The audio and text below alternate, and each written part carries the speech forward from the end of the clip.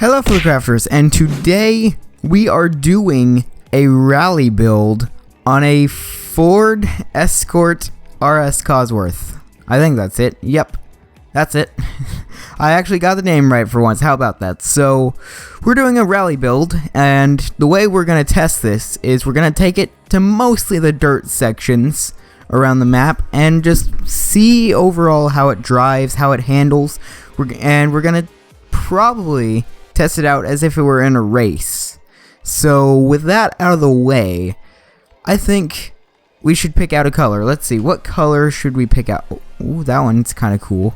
The lights also kind of help it. That one's pretty good. Let's go to the special colors. We haven't used the special colors in a while, and I feel like now is the time we use them again, and already I'm kind of amazed by some of these colors. But I think this one has won over my attention quite a bit. I am going with this one. Now this time, unlike most times, I'm going to try and stick... Yeah, we're not doing that. We're going to try and just stick to a class. Yeah, we're going to try and stick to a class. We're going to see how that works out for me. But for now, we're going to stick within sort of a class. We want to get it past C, but... really, other than that, I want to get it in sort of its own class, really. So we want to put some, some stuff on it like that. I don't think any weight reduction is really necessary too much. Now the tires make everything. So let's see, do we need street, sport, or race? I think street will benefit it. Because when we put on all the engine parts, I don't want to, completely put it over the top. So, yeah, this time we're being smart about our parts. Let's go sport. Let's put everything else. Oh, that's 694. I don't know if this is going to work. Yeah, I don't feel like this is going to work. We might have to set everything as sport. Probably. Yeah. Sport and street might just be the way to go with this. But really, I don't think... Let's see, the cams and valves definitely affect it quite a bit, but so do the tires. Here, I think we'll get it just to stick in the A class. I think the A class would be a good one for this one to stick in. So let's get the race fuel system, sport ignition probably, and race exhaust, but the rest of this stuff I could probably leave at sport and it will be just fine. Oh, that won't work. So let's go back, put some of this stuff at sport, because as you saw, a lot of this stuff can sort of rely on sport and it will work just fine. So sport, sport. Yeah, that's bringing it back down a little bit. Let's get the race valves. And do we want the race turbo? We'll see in a second. But I don't feel like we'll really need the sports turbo. Because, oh, actually, yeah, that really benefits it well. Race turbo it is. 799 A class. Look at that. That actually really worked out well. Can we fit in some more weight reduction? Can we fit that in, or is it going to put us over? We're about to find out. No, that's going to put us over. So, that's pretty... Oh, it has body kits. What? Who would do that? I'm legitimately asking here. Let's see. Let's get the far away camera. There we go. Because we want to fit this. This system is so weird. But it's like, who does that? Who does that? So, yeah, no on that. Wait, what? Here, let's toggle view again. Because this game breaks when we do that. Can we take... Is there any way to just take that spoiler off? Yes. I don't know why, but the spoiler almost feels like kind of unnecessary. I don't know why. I don't like the spoiler on the Escort like that, and removing it actually increases the stuff but doesn't put us over. So we're gonna put on that upgrade, and that doesn't really help anything too much, nor does that. Yeah, that nothing else really does anything. I think we've gotten this car to a point where it's really good to go. So here it is. Our Escort RS Cosworth is complete. Now the only thing left to do is just see how it handles, because we made it stick to a class, and hopefully it performs well in that class, and I'm able to get it to a point where it handles well, but nothing over the top. I'm hoping that I did this right. So what we're gonna do, we're gonna go, since this is a dirt road and it's a considerably long dirt road, we're gonna teleport right to the beginning of it. Alright, here it is. Our Cosworth is ready to go. Alright, the acceleration isn't over the top. It actually handles quite nicely. I'm liking this so far. I thought this was, oh, there's the dirt. There it is. I was wondering for a second where the dirt would be, but now it's here. So I would say this is handling pretty darn well. I actually quite like how this is handling. It has a nice amount of slidiness, but it doesn't have too much slidiness, so it's actually really nice and easy to control. I really like how this thing's controlling so far. Ooh, got a little air there, but didn't expect that. I would normally, right? I would normally have my complaints about the car, but that one was just my fault. I didn't know that was coming up.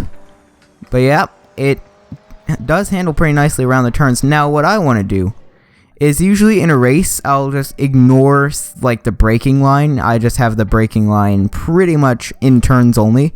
So what we're gonna do, really? Can it not set waypoints in dirt? Okay, now it is, but yeah, we're basically gonna just because when you set a waypoint, it shows the braking line. No matter what it is, it shows the braking line on a waypoint. So we're going to see how well it would perform, because we're going to act as if it was in a race, right? We're going to see, like, if it were in a race, and normally I would ignore some of the braking lines, how would it perform? And so far, I'm saying it's performing really well. Pretty much most of the braking lines I've been in so far, I've just completely stuck on the accelerator. Like, I'm barely letting go of anything here. Yeah, look at that. The slidiness just makes up for it completely, and it just continues. It just glides nicely along. Yeah, look at that. That's really nice. I quite enjoyed that one. So now, let's see. Where is another dirt path on the map? Because I just want to test this out a lot more. So here's another one. Let's fast travel there. That one's quite swirly. So we're going to test it out on here. We're going to set a waypoint in it, and just see how it performs on this. So it kind of cuts through this one. So how about this? We're gonna set our waypoint right here. No.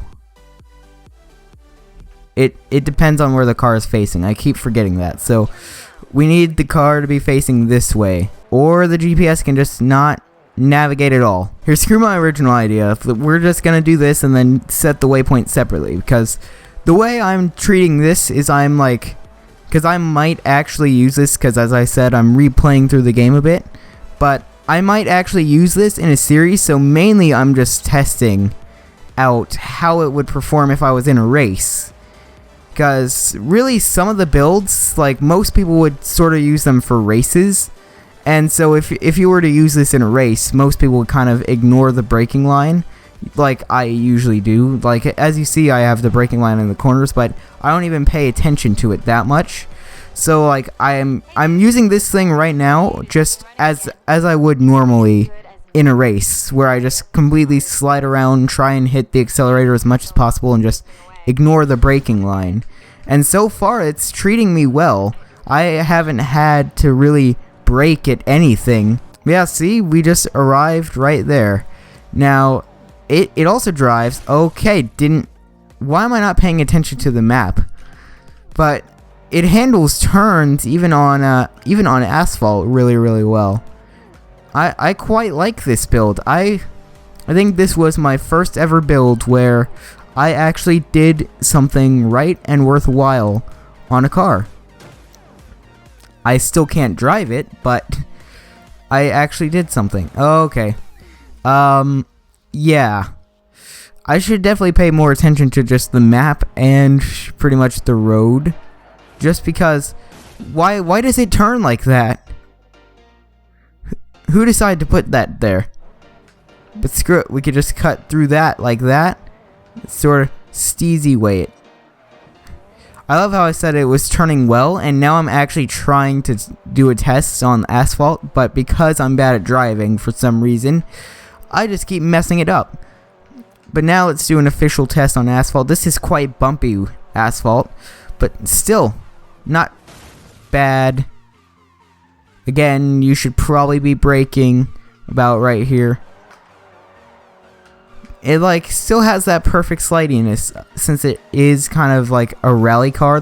Since the Cosworth is kind of a rally car, but it still keeps grip. Still keeps a lot of grip. On the final note, this build is probably one of the best builds I've ever done. It has a lot of grip on the asphalt, has a lot of grip on an actual rally track, and what the heck happened?